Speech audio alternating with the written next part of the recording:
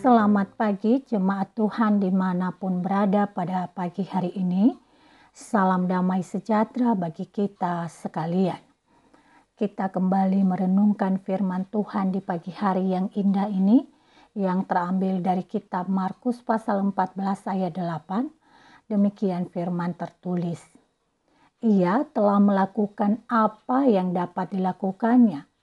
Tubuhku telah diminyakinya sebagai persiapan penguburanku. Saudara, melakukan apa yang dapat dilakukan kedengarannya sederhana, namun dalam praktiknya sangat susah. Disebut susah karena akhirnya kita tidak melakukan meskipun hal tersebut bisa kita lakukan. Saudara, ada banyak yang membuat kita tidak bisa melakukan yang semestinya kita dapat lakukan. Pertama, karena kita tidak menyadari bahwa kita dapat melakukannya. Dan yang kedua, kita menyadari bahwa hal tersebut bisa dilakukan, tetapi kita enggan melakukannya. Hal kedua ini menyangkut masalah hati. Hati yang tidak berkenan untuk melakukan yang terbaik dan membahagiakan orang lain. Mungkin karena hati sudah terlanjur diisi kecewa, diisi amarah, diisi iri dan kebencian, dan berbagai hal negatif lainnya, sehingga menahan kita untuk melakukan yang terbaik. Dan biasanya, keengganan melakukan yang terbaik itu kita sajikan dengan alasan-alasan manis yang masuk akal. Memang benarlah kata orang, terlalu banyak alasan yang tersedia untuk suatu hal. Apalagi jika kita terus mencari-cari alasannya, pastilah lebih banyak lagi. Saudara, teks firman Tuhan yang kita baca hari ini menceritakan tentang Maria dari Betania. Dikisahkan, ia melakukan yang terbaik bagi Yesus. Ia meminyaki kepala Yesus dengan minyak narwastu yang mahal. Dan tepat di ayat 8, Yesus memuji perbuatannya. Ia mengaitkan perbuatan Maria sebagai persiapan penguburannya. Saudara, meminyaki tubuh Yesus dengan minyak adalah hal yang dapat dilakukan oleh Maria. Ia membeli minyak yang mahal. Ia sanggup mengurapi Yesus. Dan intinya ia menyenangkan hati Yesus karena ia dapat melakukannya. Saudaraku, berseberangan dengan Maria juga dikisahkan tentang orang-orang yang ada di lokasi itu. Dilaporkan orang-orang itu menjadi gusar.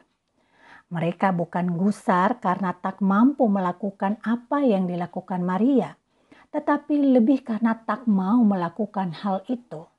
Bahkan ketika mereka melihat Maria melakukan, mereka justru menyajikan alasan. Jika uang untuk beli minyak itu dapat digunakan untuk menolong orang miskin, semestinya Maria nggak melakukan itu buat Yesus. Saudara, terdengarnya baik, tapi perlu dicatat, alasan itu bersumber dari hati yang gusar.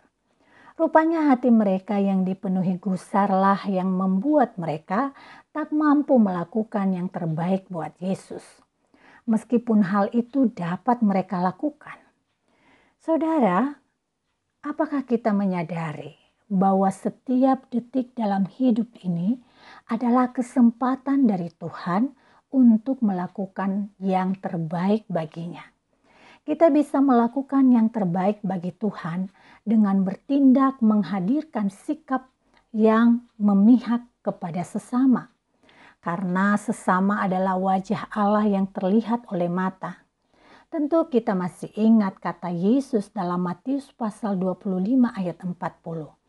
Apa yang kamu lakukan kepada saudaraku yang paling hina ini, kamu telah melakukannya kepadaku.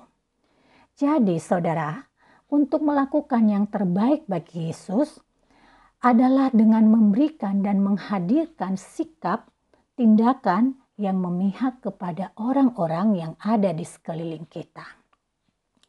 Saudaraku, marilah merenungkan di pagi hari ini. apa yang mesti kita lakukan sebagai yang terbaik bagi Tuhan.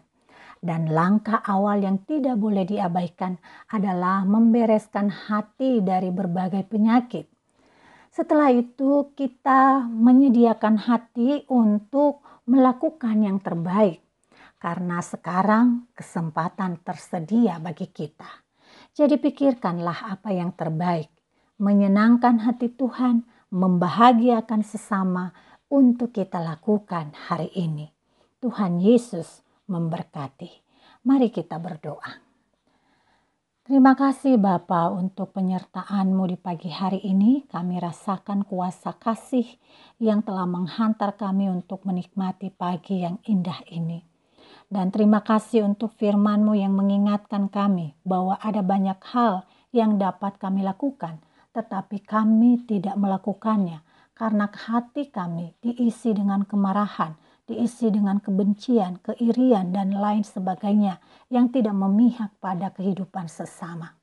Tolonglah kami ya Bapa, agar kami memiliki kasih, sehingga kami bisa memberikan yang terbaik bagi Tuhan melalui kehadiran sesama kami bisa melakukan hal-hal yang berdampak dan bisa membangun kehidupan komunitas kami. Ini doa kami Bapa, di dalam nama Yesus Kristus kami mengucap syukur dan memohon. Amin.